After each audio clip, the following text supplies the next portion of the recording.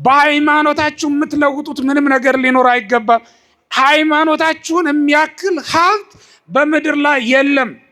ራሳችሁን ነፃ አውጡ። በመጀመሪያ ክርስቲያኖች፣ ወንድሙን የማይወድ ሰው፣ ባልንጀራውን የማይወድ ሰው ገና ነፃ የወጣ ሰው አይደለም። ነፃ ያልወጣ ሰው በራሱ ስልጣን የለውም። ክርስቲያኖች፣ ስለዚህ በተክሊል ነበር ሊያገባ ያሰበው፣ ግን አላደረገውም። ንስሐ ገብቶ በቤቱ መኖር ነበር የሚፈልገው፣ ግን አላደረገውም። ለምንድን ነው ያላደረገው? ያሰብከውን ማድረግ ያልቻልከው ለምንድን ነው? ያሰብሽውን የገባሽውን ኪዳን መጠበቅ ያልቻልሽው ለምንድን ነው? ነፃ አልወጣንም። ገና ልቡናችንን ህሊናችንን ነፃ አላወጣንም። ከኃጢአት ባርነት አልተለየንም ገና።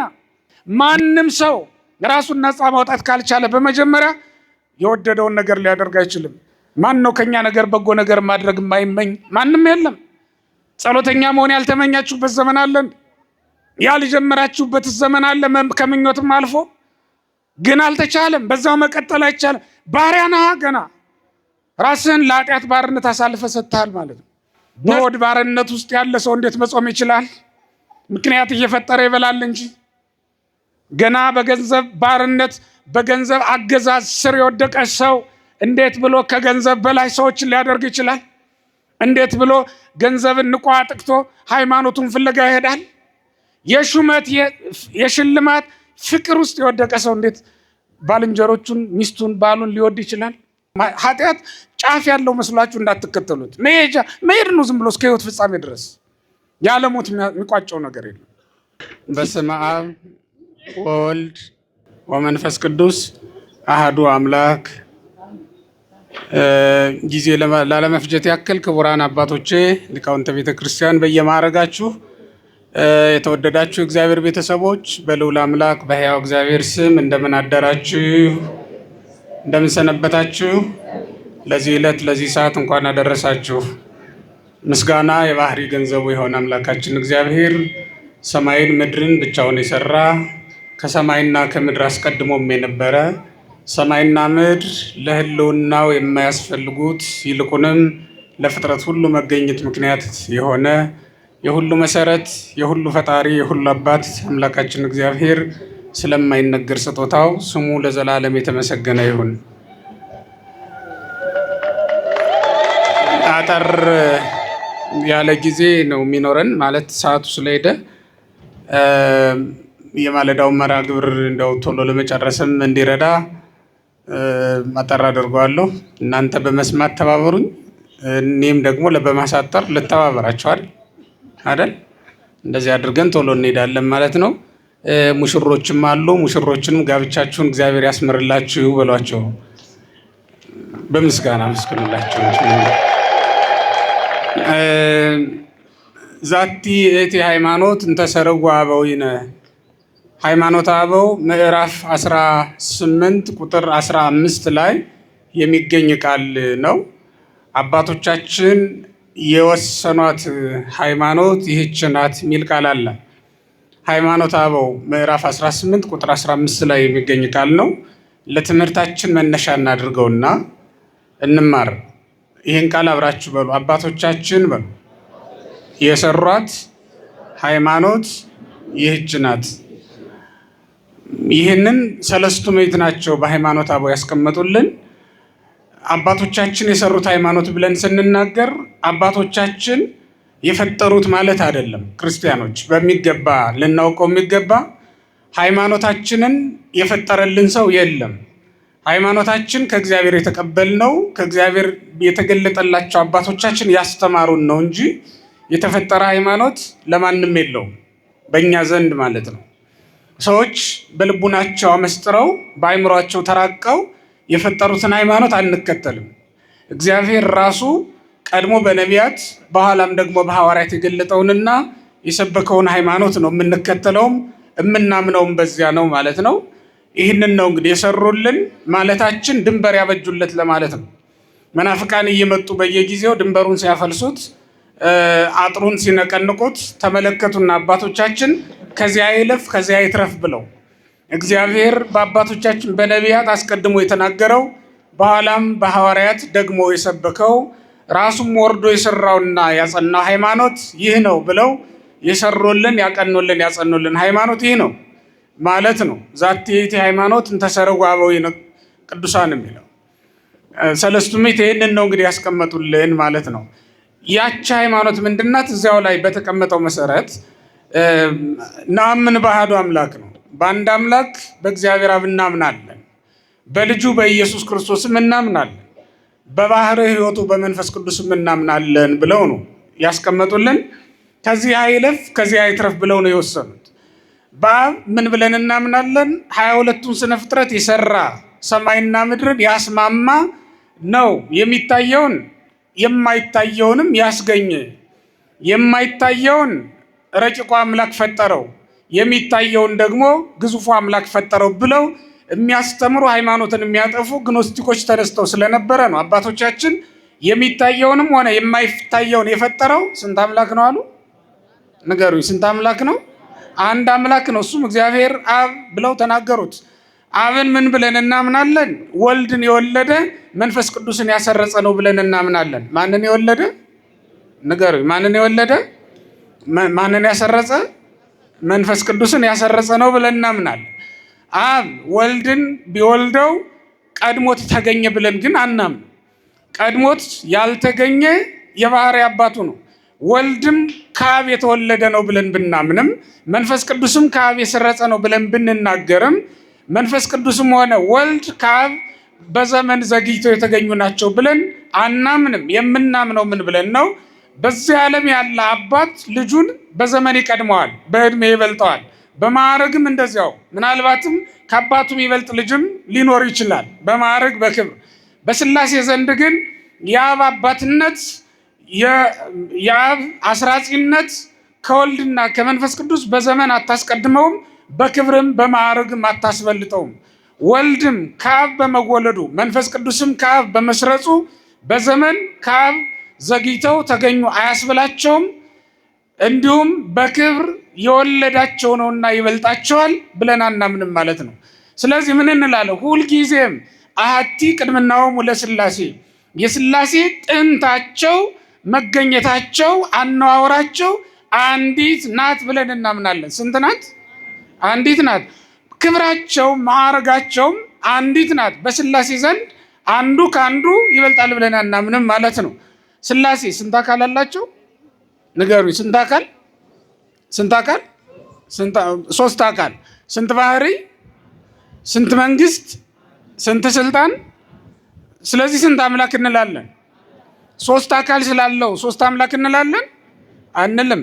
ሶስት አንድ ባህሪ ስላለው አንድ አካል ነው ያለው እንላለን? አንልም። ስለዚህ ስንት አካል? ሶስት አካል። ስንት ባህሪ? አንድ ባህሪ ብለን እናምናለን፣ እናስተምራለን። ከዚህ የወጣ ምንም ሃይማኖት የለም። ይህንን ነው አባቶቻችን የጸናች የቀናች የወሰኑልን ሃይማኖት የምትባለው ይችናት በምስጢረ ሥላሴ በኩል ማለት ነው። በምስጢረ ሥጋዌ ደግሞ ኑሮ ድህረ ዓለም ቅድስት ድንግል ከምትሆን ከመቤታችን ያለ ወንድ ዘር የተወለደ ከሰማይም የወረደ ሰው በመሆኑ አምላክነቱ ያልቀረበት አምላክ በመሆኑም ሰውነቱ ሰው ከመሆን ያልተከለከለ ያልተገደበ ሰው በመሆኑ የገዘፈ አምላክ በመሆኑ ደግሞ የረቀቀ እንደ አምላክነቱ በጨርቅ የተጠቀለለ እንደ አምላክነቱ በተዘጋ ማኅፀን የወጣ የተወለደ እንደ ሰውነቱ ደግሞ በጨርቅ የተጠቀለለ ነው ብለን እናምናለን። በሰውነቱ ወልደ ማርያም እንለዋለን፣ በመለኮቱ ደግሞ ወልደ አብ እንለዋለን። ንገሩኝ። በመለኮቱ የማን ልጅ? ወልደ አብ። በሰውነቱ ወልደ ማን? ወልደ ማርያም ብለን እናምናለን። ወልደ አብ ወልደ ማርያም የሆነው ደግሞ ስሙ ማን ነው? ኢየሱስ ክርስቶስ ነው ማለት ነው። በተዋህዶ አንድ ሆኗልና ጸንቷልና ተዋህዶ አስማምታቸዋለችና መለኮትንና ሰውነትን አንድ አድርጋለችና ሁለት አካል ሁለት ባህሪ ብለን አናምንም። ስንት አካል እንላለን? ስንት አካል? አትቀላቅሉ። ምስጢረ ሥላሴ አይደለም የጠየኳችሁ፣ ምስጢረ ሥጋዌ ነው። በምስጢረ ሥጋዌ ስንት አካል እንላለን? አንድ አካል። ከሁለት አካል በሉ ንገሩኝ። ከሁለት አካል በሉ አንድ አካል። ከሁለት ባህሪ አንድ ባህሪ ሆነ ብለን እናምናለን። ኢየሱስ ክርስቶስ ማለት ከሁለት አካል አንድ አካል የሆነውን ከስንት አካል? በደንብ ተናገሩ። ከስንት አካል? ከስንት ባህሪ? ከሁለት ባህሪ አንድ ባህሪ ሆነ። ከሁለት አካልም አንድ አካል ሆነን። ሁለት አካል ማለት መለኮት ለብቻው ትስብእትም ለብቻው ከተዋህዶ በፊት ማለት ነው ነበረ። በኋላ ግን ተዋህዶ አንድ አካል አንድ ባህሪ አደረገችው ማለት ነው። ተዋህዶ አንድ አካል አንድ ባህሪ ታደርገዋለች። ከዚያ በኋላ ሁለትነት አይነገርለትም። ምክንያቱም ብቻውን መለኮት ብቻውን ትስብእት ኢየሱስ ተብሎ አይጠራም።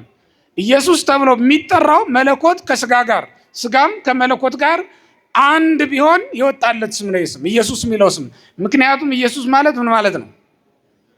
ንገሩ፣ ምን ማለት ነው? ኢየሱስ ማለት ህዝቡን ከኃጢአታቸው የሚያድናቸው መድኃኒት ማለት ነው። ንገሩኝ እስኪ ምን ማለት ነው?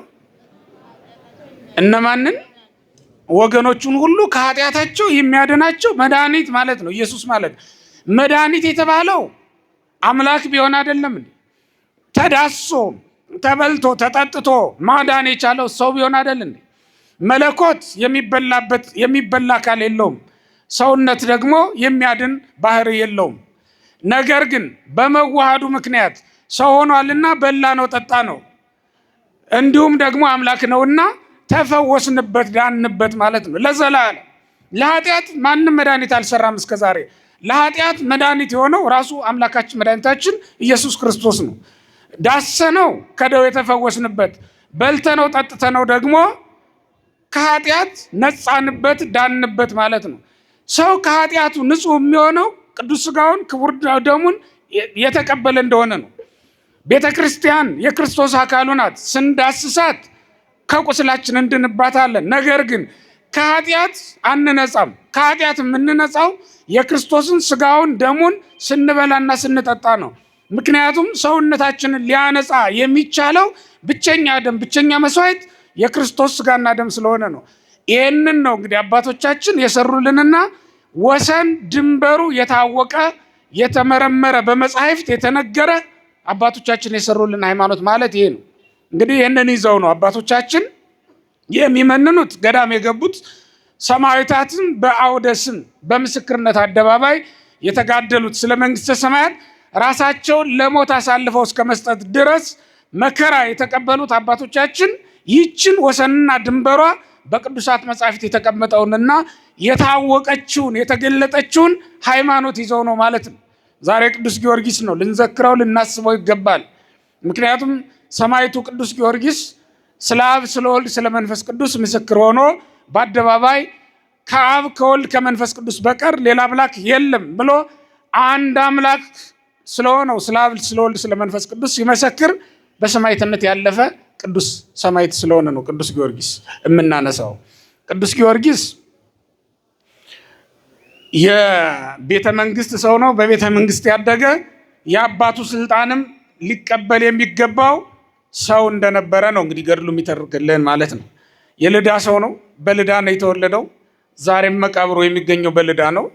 ነገስታቱ ይኖሩበት ወደ ነበረው ስፍራ የተንቀሳቀሰው የአባቱን ዙፋን የአባቱን ስልጣን ለመረከብ ነበር።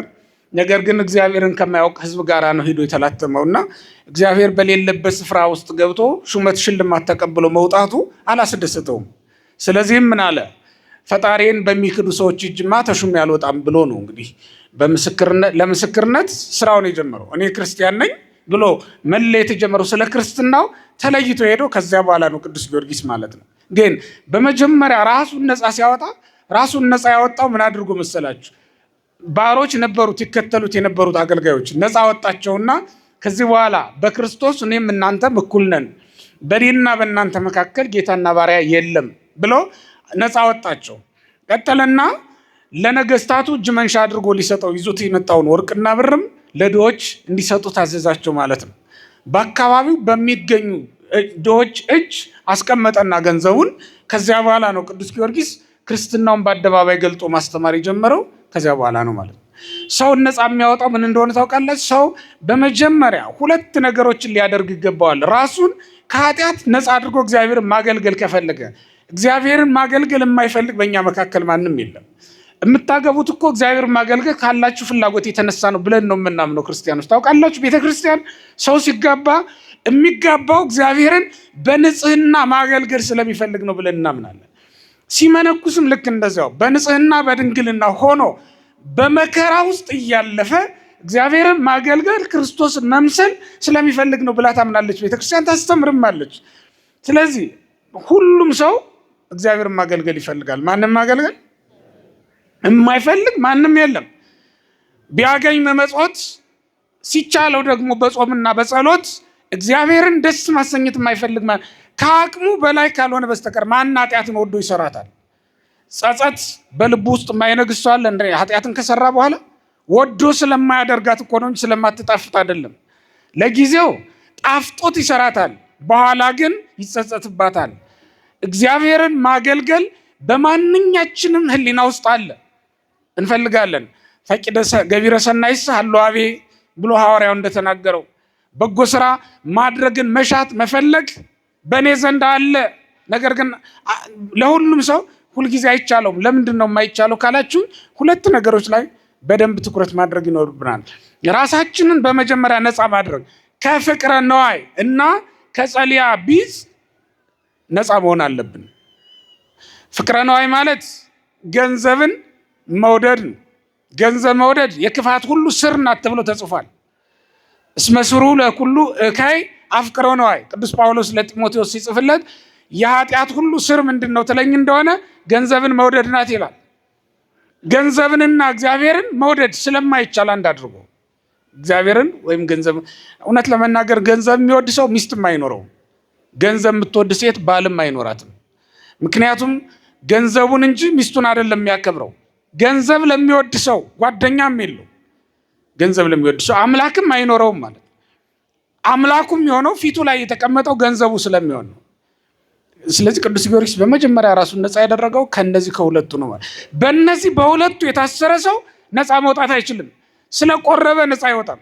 ንስሐ ስለገባም ነፃ አይወጣም። ተመልሶ በዛች ኃጢአት ይወድቅባታል፣ ይያዝባታልና ማለት። ብዙዎቹ ለጠንቋይ የሚገብሩት ለምን ይመስላችኋል? ገንዘብ ወዳዶች ስለሆኑ አይደል? ወንድሞቻቸውን ባልንጀሮቻቸውን ከመውደድ ይልቅ ገንዘብ ስለሚወዱ እኮ ነው ለጠንቋይ ቀላቢ ሆነው የሚቀሩት። ብዙዎቹ እህቶቻቸውን ወንድሞቻቸውን ርቀው የሚኖሩት ለምን ይመስላችኋል? ገንዘብ ስለሚወዱ እኮ ነው። ብዙዎቹ ቤተክርስቲያን መምጣት የማይፈልጉትም ለዚህ ነው። ገንዘብ ወዳዶች ናቸው። በዚች ጊዜ የሚሰሯትን ገንዘብ ነው የሚያስቡት ማለት ነው። ብዙ ሰዎች በገንዘብ መውደድ ምክንያት ከእግዚአብሔር መንግስት ርቀው ወጥተው ቀርተዋል። እግዚአብሔር ከዚህ ይጠብቀን። ከእግዚአብሔር የሚያርቅ ገንዘብ አይኑረን። በእውነት ክርስቲያኖች፣ የትኛውም ነገር ከእግዚአብሔር ሊያርቃችሁ አይገባም። ከእግዚአብሔር ሊለየን የሚችል የከበረ ነገር በምድር ላይ አንድም የለም። ሰማይንም ቢሰጧችሁ እንኳን መሬቱን ተውትና የመሬቱን ይቅርና ሰማይም የእናንተ ነው ቢሏችሁም በእግዚአብሔር ልትለውጡት በፍጹም አይገባም። ክርስቲያኖች፣ በፍጹም ልትለውጡት አይገባም። አንድ ቤት አይደለም ከተማው በሙሉ የእናንተ ነው ቢሏችሁም በእግዚአብሔር ብትለውጡት አይስማማም፣ አይመጣጠንም። በእውነት አይመጣጠንም። ወርቅ ቢኖራችሁ በአፈር ልትለውጡት ትችላላችሁን? አይቻልም። አይደለም? አይሆንም። አልማዝ ቢኖራችሁ በወርቅ ልትለውጡት አትችሉም። ምክንያቱም የከበረ የትኛው እንደሆነ ስለምታውቁ ነው። ክርስቲያኖች፣ የከበረውን በተዋረደው ነገር ልንለውጠው በፍጹም አይገባም። አንዳንዶቹ ስተው በወረደ ነገር የከበረ ጌጣቸውን ሽልማታቸውን ተነጥቀው ተቀምተው የሚቀሩ በጣም ብዙዎች ናቸው። ግን በእውነት ሃይማኖት ነበር የሚከብረው። ሃይማኖት ካለን እኮ ክርስቲያኖች ብንታመም እንፈወስበታለን። መጻጉዕ ወደ ጸበል የሚያወርደው ሲፈልግ ሳለ የዳነው ክርስቶስ ኢየሱስ በተናገረው ቃል አይደል? የዳነው እኮ በዚያ ነው። በእግዚአብሔር ቃል ነው የዳነው። የእግዚአብሔር ቃል ካለን ብንሰበር እንጠገንበት ነበር አይደል? ሰፋዴከ ያለው ኢየሱስ ክርስቶስ ውሃ ወትዴው ወኮነት ከመካሊታ እጅን ዘርጋ ብቻ ነው የተናገረው። የማቴዎስ ወንጌል ምዕራፍ 12 ላይ እጁ የሰለለችበትን ሰው ስንመለከት እጁን ዘረጋ። ልክ ሲዘረጋት እንደ መጀመሪያው ሁና ተመለሰች። ተመልከቱት። የሰለለችውን የሚያበረታት፣ የደከመችውን የሚያጸናት፣ መቆም የማይችለው መቆም የሚያስችለው ይሄ ሃይማኖታችን ነው። የእግዚአብሔር ቤተሰቦች፣ በሃይማኖታችሁ የምትለውጡት ምንም ነገር ሊኖር አይገባም። ሃይማኖታችሁን የሚያክል ሀብት በምድር ላይ የለም። የተገነባውም ግንብ የተሰጠውም ሹመትና ሽልማት የትኛውም ቢሆን በሰዎች እጅ ያለው ነገር ሁሉም ለእኛ ቢሆን በሃይማኖታችን የምንለውጠው ነገር ግን አይኖርም። በእውነት ክርስቲያኖች፣ ይህን ነው ማመን ያለብን። ቅዱስ ጊዮርጊስ ይህንን ነው መለወጥ ያልፈለገው። ስለዚህም ለምስክርነት ተነሳ። በልቡ ከያዛት ሃይማኖት በቀር ምንም አላተረፈም ለራሱ። ገንዘቡን ነው ሰጠ፣ ባሮቹን ነው አሰናበተ፣ ሹመቱን ነው ሽልማቱን ነው ናቀው፣ ጣለው። ከዚህ በኋላ ራሱን ነፃ ወጣ። ራሳችሁን ነፃ አውጡ። በመጀመሪያ ክርስቲያኖች፣ ወንድሙን የማይወድ ሰው፣ ባልንጀራውን የማይወድ ሰው ገና ነፃ የወጣ ሰው አይደለም። በሃይማኖት ራስን ነፃ ማውጣት የቻለ ሰው ወንድሙን ይወዳል። ምክንያት ፈልጎ ባልንጀራውን አይጠላም፣ አያሳድድም። ስለዚህ በመጀመሪያ ራሳችንን ነፃ ማውጣት ይገባናል። ራሱን ነፃ ማውጣት ስላልቻለ ነው። ቆርባለሁ ካለ ስንት ዘመኑ፣ ግን በራሱ አያዝማ፣ ነፃ አልወጣማ። ነፃ ያልወጣ ሰው በራሱ ስልጣን የለውም ክርስቲያኖች። ስለዚህ በተክሊል ነበር ሊያገባ ያሰበው፣ ግን አላደረገውም። ንስሐ ገብቶ በቤቱ መኖር ነበር የሚፈልገው፣ ግን አላደረገውም። ለምንድን ነው ያላደረገው? ያሰብከውን ማድረግ ያልቻልከው ለምንድን ነው? ያሰብሽውን የገባሽውን ኪዳን መጠበቅ ያልቻልሽው ለምንድን ነው? ነፃ አልወጣንም። ገና ልቡናችንን ህሊናችንን ነፃ አላወጣንም። ከኃጢአት ባርነት አልተለየንም። ገና እዚያው በባርነት ቤት ውስጥ ነው የምንኖረው። እስራኤል በግብፅ በሙሴ በፈርዖን ባርነት ውስጥ በነበሩ ጊዜ የወደዱትን አያደርጉም። ገለባ አምጡ ቢባሉ ያመጣሉ፣ ጡብ እርገጡ ቢባሉ ይረግጣሉ፣ ጠፍጥፉ የተባሉትን ይጠፈጥፋሉ። ከዚህ ውጭ ሌላ ነገር የላቸውም። ማንም ሰው ራሱን ነፃ ማውጣት ካልቻለ በመጀመሪያ የወደደውን ነገር ሊያደርግ አይችልም። ማን ነው ከኛ ነገር በጎ ነገር ማድረግ የማይመኝ? ማንም የለም። ጸሎተኛ መሆን ያልተመኛችሁበት ዘመን አለን፣ ያልጀመራችሁበት ዘመን አለ። ከምኞትም አልፎ ግን አልተቻለም። በዛው መቀጠል አይቻልም። ባሪያ ነህ። ገና ራስህን ለኃጢአት ባርነት አሳልፈ ሰጥተሃል ማለት ነው። ነፃ እስክትወጣ ድረስ ይሄ መመላለስ ይቀጥላል። ገና በሆድ ባርነት ውስጥ ያለ ሰው እንዴት መጾም ይችላል? ምክንያት እየፈጠረ ይበላል እንጂ። ገና በገንዘብ ባርነት በገንዘብ አገዛዝ ስር የወደቀ ሰው እንዴት ብሎ ከገንዘብ በላይ ሰዎችን ሊያደርግ ይችላል? እንዴት ብሎ ገንዘብን ንቆ አጥቅቶ ሃይማኖቱን ፍለጋ ይሄዳል? የሹመት የሽልማት ፍቅር ውስጥ የወደቀ ሰው እንዴት ባልንጀሮቹን፣ ሚስቱን፣ ባሉን ሊወድ ይችላል? እንደዚያ ሊሆን አይችልም። ስለዚህ የተወደዳቸው እግዚአብሔር ቤተሰቦች በመጀመሪያ ራሳችንን ነፃ ማውጣት ላይ ትግል እናድርግ።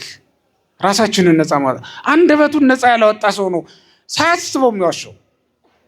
ሳያስበው የገባበት ውሸት ደግሞ አዙሮ የውሸት የኃጢአት ደግሞ መጨረሻ የለው፣ ጫፍ የለው።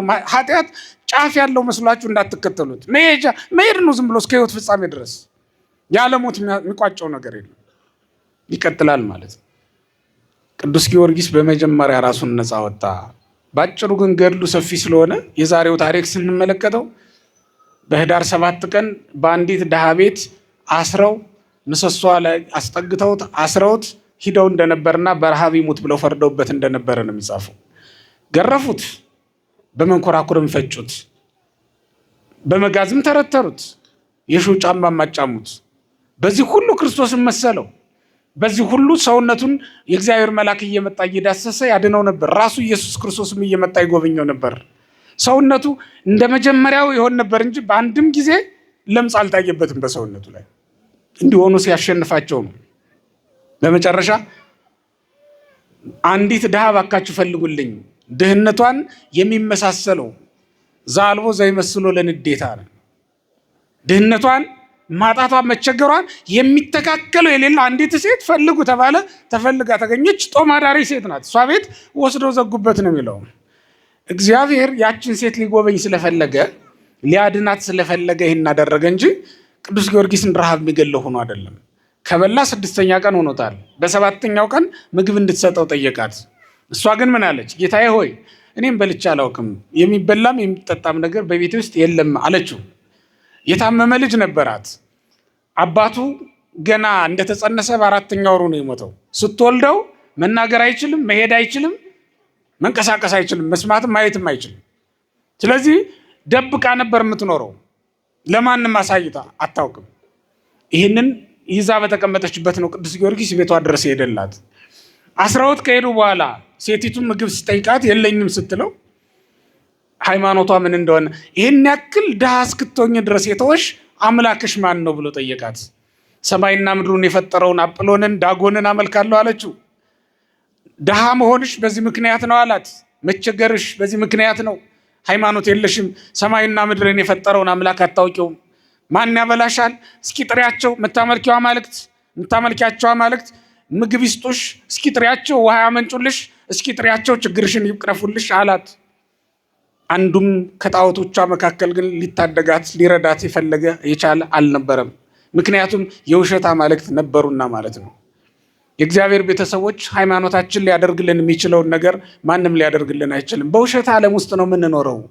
በዚህ ዓለም ውስጥ እውነት ኢየሱስ ክርስቶስ ብቻ ነው። በዚህ ዓለም ውስጥ እውነት ሃይማኖታችን ብቻ ነው።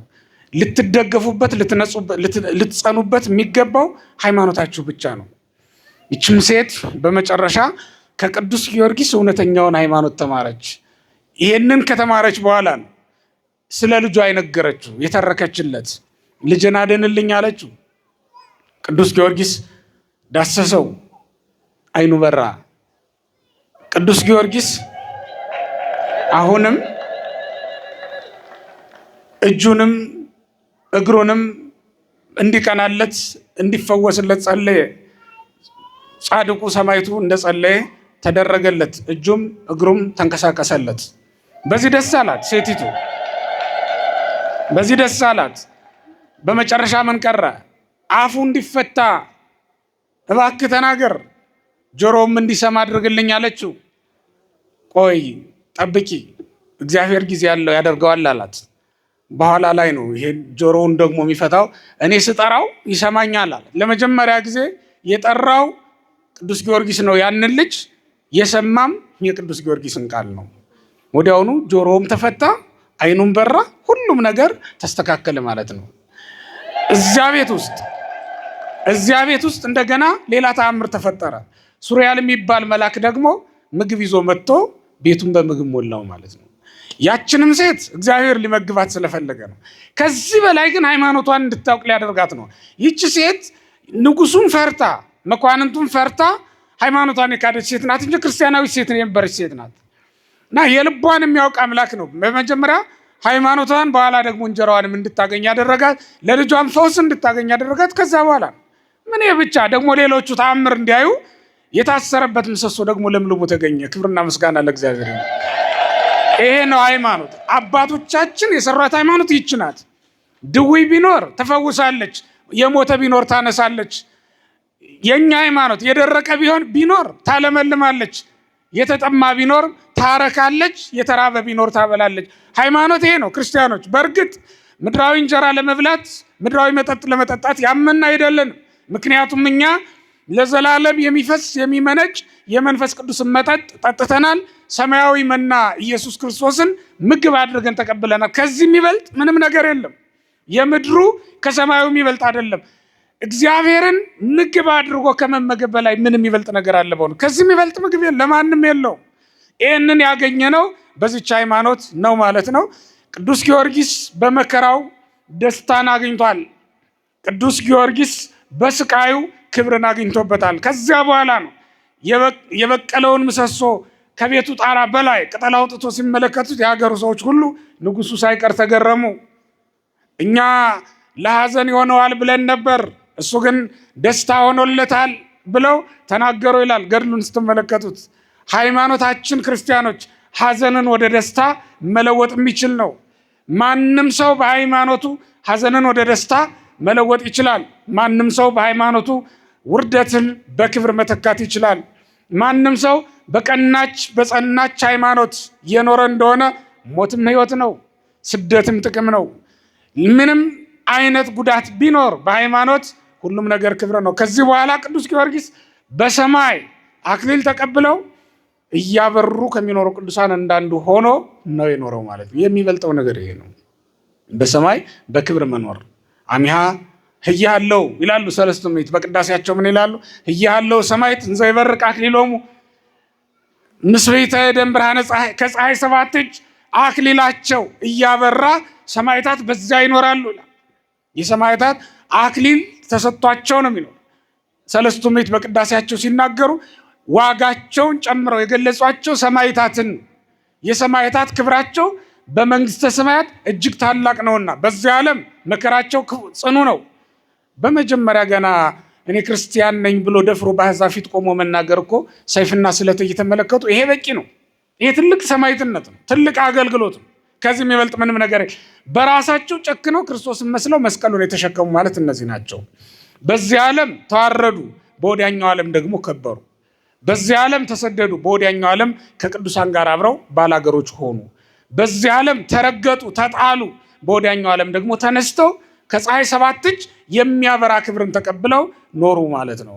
ሃይማኖት በምድርም መስክረነው በሰማይ ልንከብርበት የተሰጠን ጸጋ ስለሆነ የእግዚአብሔር ቤተሰቦች አባቶቻችን እንዳስተማሩን አባቶቻችን እንደሰሩልን እኛም ሃይማኖታችንን ጠብቀን ልንኖር ይገባናል።